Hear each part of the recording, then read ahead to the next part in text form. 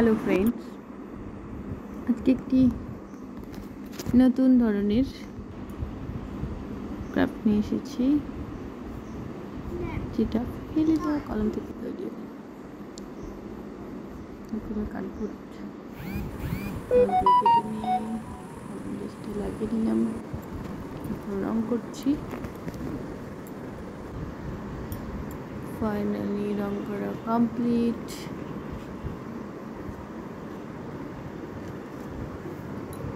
তারপর তৈরি হয়ে গেল এই সুন্দর একটা শোপিস। কেমন হয়েছে জানিও, ভালো লাগলে অবশ্যই শেয়ার করবে, subscribe my channel. Thank you for watching.